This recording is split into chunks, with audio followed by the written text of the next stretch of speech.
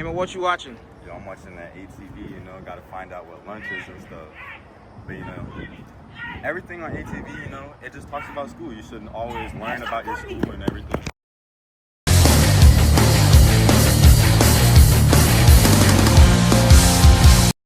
Howdy Hawks, it's Logan here with today's lunch choices. Today we're having classic and bean burgers, buffalo ranch chicken nachos, chipotle chicken salad, tortilla chips, lettuce and tomato pickle cups, and seasoned black beans. Hope you all enjoy whatever you get, and remember, if you take an algebra, geometry, or Spanish exam tomorrow, then you'll get a ticket to visit the candy cart. As to what that entails, I don't know, probably candy or something. You'll figure it out. Hope you all have a great day. Bye!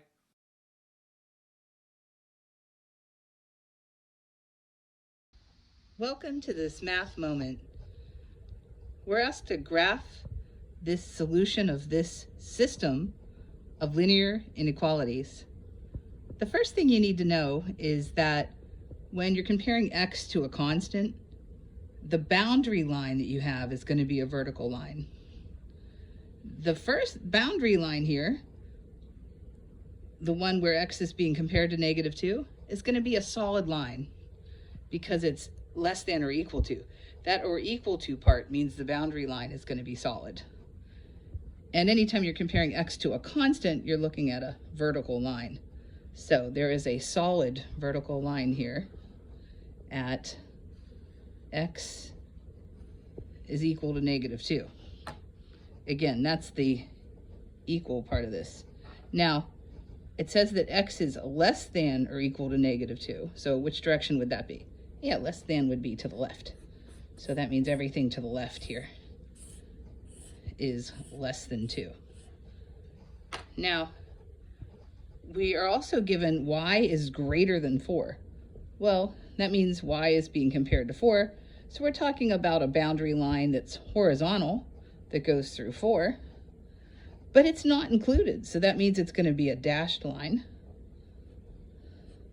So we'll have a dashed line there at y equals 4. And then, since it's greater than 4, that'll be everything above it, because that's where the y's are that are greater than 4. So the actual solution to this system of linear inequalities is the overlap. So it's not here, and it's not here. In fact, I wish I could erase here and here, because it's only here that we're talking about. So it's only this little rectangular shape in the top left. And then imagine all of this going back to being just plain white. So all of this being white and just this shaded part up here. Welcome to this math moment.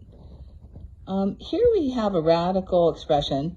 It has the cubed root of 75 times 4 cubed root of 10 being equivalent to 20 cubed root of x.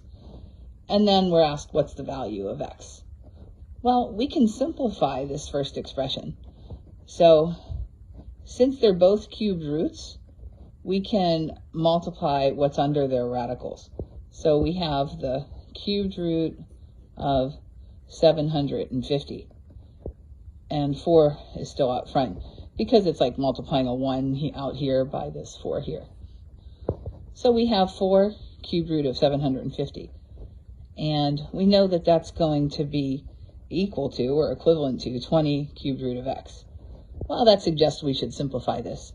In order to simplify this, it can be pretty helpful to make a factoring tree. So let's take 750 and go ahead and factor it. Well, I like to start with even numbers when I can. It ends in a 0, so I could have used a 10, a 5, a 2, or anything else I would find on my calculator is a factor of 750 besides 1 in itself. Well, let's do a 2. So if we divide 750 by 2, we get 375. Now that's odd, so there won't be any more prime factors of 2, but let's see what there are. We could try a 3. We could just take 375 divided by 3. And if we do that, we'll actually get 125. We actually knew 3 went in. If we know the trick for seeing if 3 is a factor of something, just adding the digits and seeing if their sum is divisible by 3. Okay, now if we go on to factor 125, we could try a 2 and a 3. We'd get decimals if we divided by those because they don't go in there. But the next prime number that does is 5. And of course we know that because it ends in a 5 or a 0. Then if that's the case, 5's a factor of it. So let's see, 5 goes into 125 25 times. In other words, 125 divided by 5 is 25. And then 25 can be factored into 5 times 5. So there's our prime factorization of 750, which means that we can replace the 750 with its prime factorization of 2 times 3 times 5 times 5 times 5. And there I'm just listing all those prime factors we found at the extreme ends of our branches here under that radical. Now, to simplify a cubed root, we're looking for a number cubed that cubed root would undo. Well, 5 times 5 times 5 is 5 cubed. So the cubed root of that, which is really the cubed root of 125, can come out. It can escape the cubed root. So the 5 comes out, and now we have 4 times 5 out front, and the cubed root of, and who's left in there? Well, we can see 2 times 3 is still trapped under that radical, so that's the cubed root of 6. Now, remember, we can multiply these numbers that are outside, both that 4 that was there the whole time, and this 5 that came through. And now we have 20 cubed root of 6. Now, remember, we were told it was equivalent to 20 cubed root of x. And you can literally see by the matching parts of it then that x has to equal 6. So the answer to our question is that x equals 6. Thank you for joining me for this math moment.